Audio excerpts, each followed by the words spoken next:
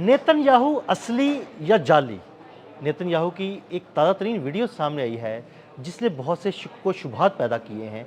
ये शक व शुबहात क्या हैं? आमिर रज़ा से बात करते हैं।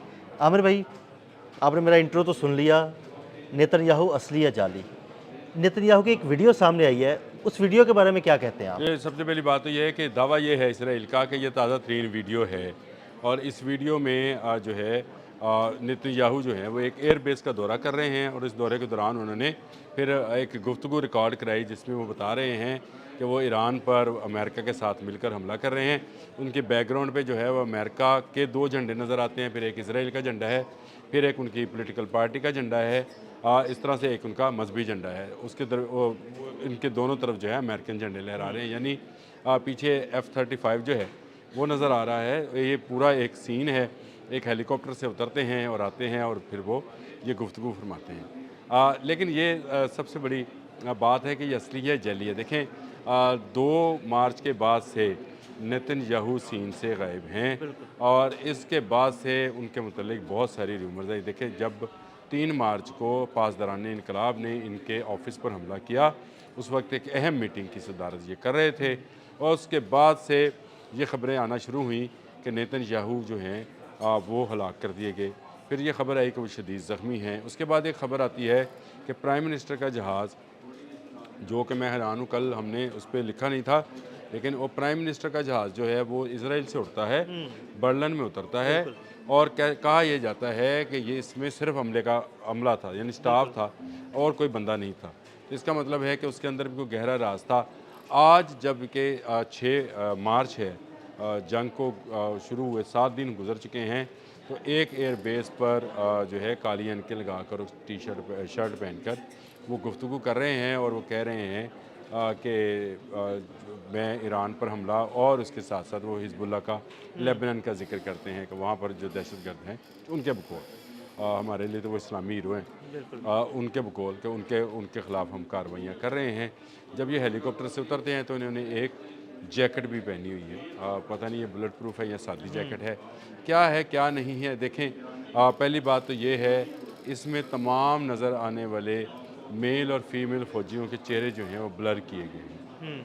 आप ब्लर क्यों किए गए हैं? क्योंकि इससे पता चल सकता है कि ये कौन हैं और इस वीडियो को क्योंकि प्राइम मिनिस्टर फेसबुक से जारी किया गया है, तो ये पता चल सकता है ये ज़िंदा भी हैं या मर गए हुए हैं। बिल्कुल, बिल्कुल। ये कन्फ्यूजन है, सबसे बड़ी कन्फ्यूजन ये है। देखें वो हैं भी या नहीं हैं, ये क्या इस जंग में काम तो नहीं आ गए? क्या ये वो एयर बेस तो नहीं है जिसको पासदारान इनकलाब ने ब्लास्टिक मिसाइलों के जरिए निशाना पहले बनाया दिन ही था? तबाह कर दिया था। अब ये प्री रिकॉर्डेड भी हो सकती है और ये आज के एआई के दौर के अंदर आपको एक चलता फिरता इंसान जो वीडियो में नज़र आता है वो असल में वो नहीं होता है। यही वीडियो भी हो सकती है। अब इसके फैक्ट चेक जो हैं वो होना अभी बाकी हैं। लेकिन क्योंकि ताज़ा तरीन ही वीडियो आई थी तो मैंने कहा कि जो हमारे देखने वाले हैं हमारे नाज़रीन को उनको तो ताज़ा तरीन सूरत हाल इस पर अभी जांच होनी है और इंटरनेशनल मीडिया भी यही कह रहा है कि इसको किसी इजरायली टीवी से जारी क्यों नहीं किया गया है। बिल्कुल।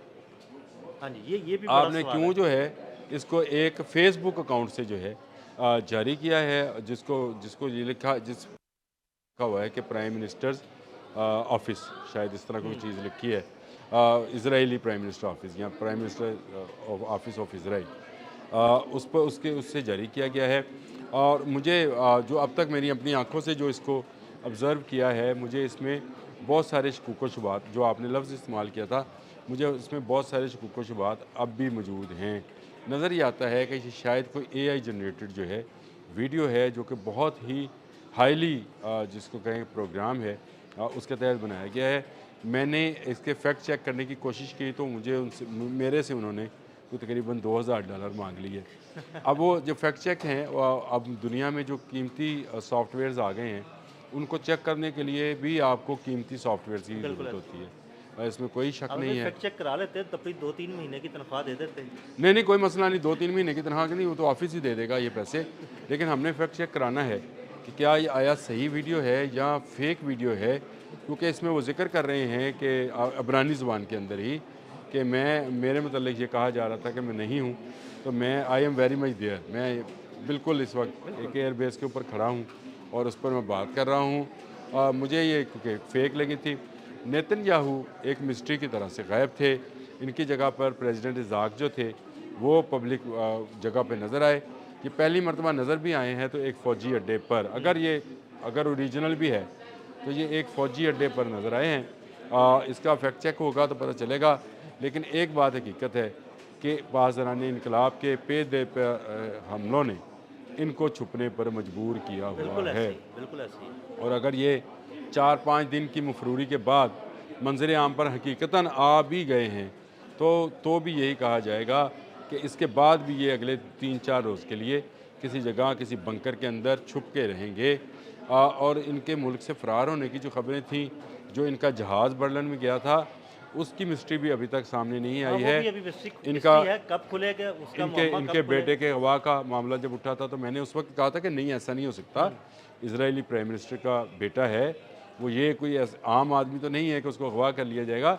ये ज़रूर किसी जगह पर गायब किए जा रहे हैं, क्योंकि पासदारान इनकलाब अपना कोई हमला जो है वो इसराइल के लिए नहीं रोक रहे हैं। उन्होंने हमले रोके ज़रूर हैं, मिडल ईस्ट के लिए रोके हैं, जो हमला कर रहे हैं वो तबाहकुन साबित हो रहा है और वो अपने निशाने पे जा रहे हैं। सबसे बड़ी बात यह है। और इसी सूरत हाल में नेतन्याहू का सामने आना, ये जेली है या फेक है या असली है या रियल है, इसका फ़ैसला होना भी बाकी है। लेकिन इजराइल की आवाम के लिए मेरा ख्याल है अभी भी ये एक मिस्ट्री है कि नेतन्याहू कहाँ हैं। जब वो बेचारे बंकर्स में और तह खानों में और पाइप्स में छुपे पड़े हैं, उस वक्त ये एक फ़ौजी जो है बेस पर गए, अगर गए हैं तो फिर ये अवाम का पता लेने क्यों नहीं गए। देखें कि पूरा वाइट सिटी उनका तबाह कर दिया गया, जो उनका तारीखी इमारतें थी वो तबाह बर्बाद कर दी पासदारान इनकलाब ने, मिलिया मेड कर दी, जिस पर चिकन बरसाए, खर्म शहर बरसाए, कोई मिसाइल जो है ना वो नहीं छोड़ा। जुल्म चेक करें अदील साहब, मैं तो हैरान हूँ। यूनेस्को कहता है कि ईरान ने ज़्यादती की है वाइट सिटी को पर अटैक करके, क्योंकि ये हेरिटेज था। तो जो 160 बच्चियाँ आप लोगों ने शहीद की एक स्कूल के अंदर, वो क्या था? आपके लिए अमारत आपके लिए कीमती थी, इंसानी जान आपके लिए कीमती। किसी यूनेस्को ने, किसी यूएनओ ने, किसी ने उसकी मजम्मत की है? किसी ने मजम्मत नहीं की। और ये ऐसे जालिम लोग हैं कि ईंट और गारे से बनी बिल्डिंग्स को ये कीमती कह रहे हैं और इंसानी जान इनके लिए अर्जा है। ऐसी सूरत हाल में मैं समझता हूँ कि पासदारान इनकलाब जो है वो टारगेट कर रहे हैं।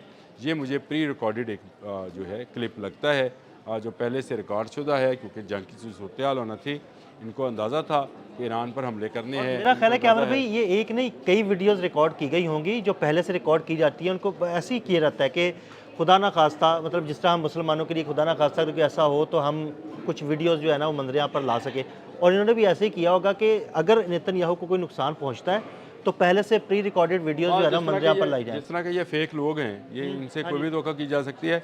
ये हमारे मीडिया के अंदर भी एज लाइव चलता है, एज लाइव कहते हैं इसको, कि आप बात इस तरह से कर लें कि जैसे आप लाइव कर रहे हैं बात गुफ्तगू, लेकिन हो ये एज लाइव, यानी लाइव की तरह का। तो ये भी एक ऐसी फेक वीडियो हो सकती है, लेकिन मुझे तो इसमें नेतन्याहू ही फेक लगते हैं।